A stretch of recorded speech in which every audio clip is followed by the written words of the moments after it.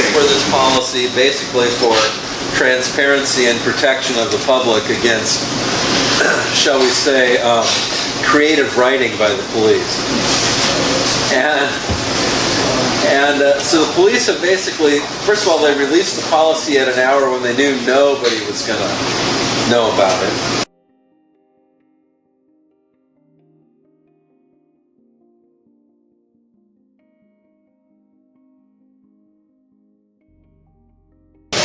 A couple of weeks ago at 8:30 on a Thursday night, our city manager thought it was in the best interest of the community to release a policy about officers wearing cameras.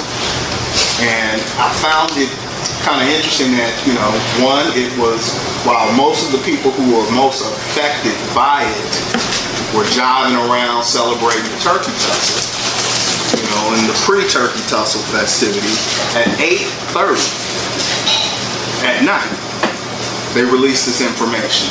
So are any of you familiar with what that policy is? So you can explain it if you're not. Right.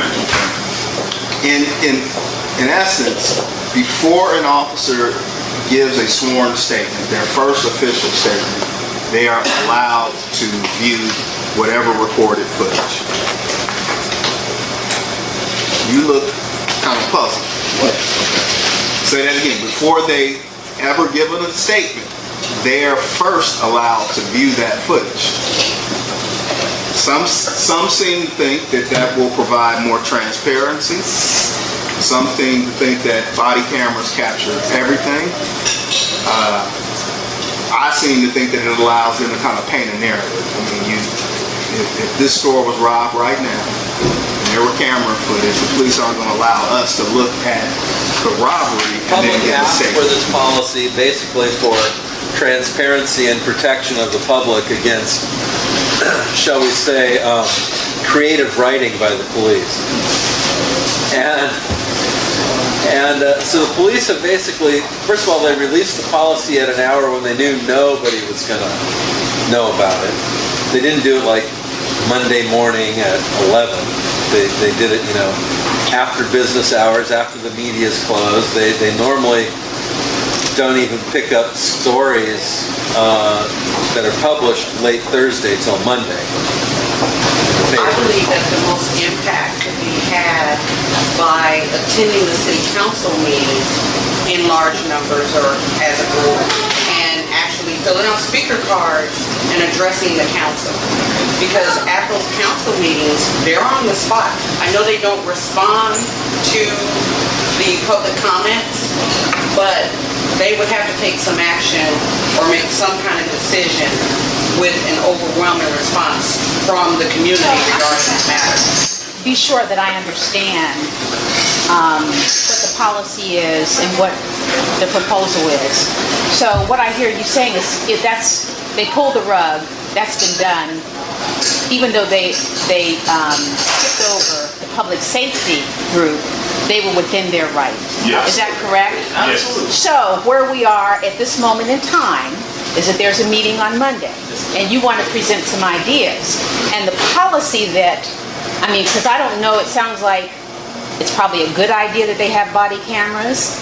I'm concerned that I've heard that they can turn them off when they want to. So that's a concern of mine. And then secondly, I think what you said was that their policy is that they will review the footage before it's released. Yes. And if I Before they write a sworn statement that's their police. That's even before the Before, okay. So they can get creative. And what this group can actually do with our thinking and planning is to bring together, like I said at the last one, Dad, I was here, the quote, the movers and shakers in the various aspects of our community. You're going, and I sent you a text me about going with you on Monday because if nothing else, I want to stand with you. But not everybody is going to have time. Not everybody's going to have the same passion for the body cam thing. For some folks, body cams are just as long as we have them. But if we're not willing to realize that all of us are in the same boat, and there's going to be different waves that hit different people different.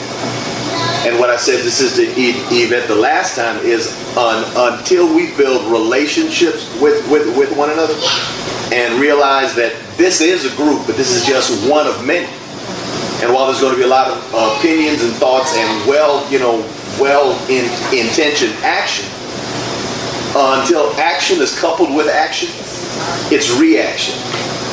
When you have a wave of ongoing action that we can dismiss you on Monday, and maybe you and me, but when you and me either leave or bring with us the influence of, say, the clergy community coalition, and they in turn bring with them the influence of, say, a Fuller seminary, and Fuller Seminary brings with it, say, the influence of a Lake Avenue church, just because of the connections of people, then you have a movement that can't be so easily pushed out of the door. So if the one thing that this group has is we are bringing people together, but we now need to make connections with the rest of the body, so that what's on my plate, while it may not be that important to this brother, when I find out what's important to him, then we're moving in concert, and you just can't wiggle your way out of it by a dismissive comment at a city council meeting. Because again, they can dismiss you, but they can't dismiss you and them and us as easily if we're organized with some financial stuff going on. Because we've talked a lot about building the community, but it can't just be, just shotgun. It's got to be strategic.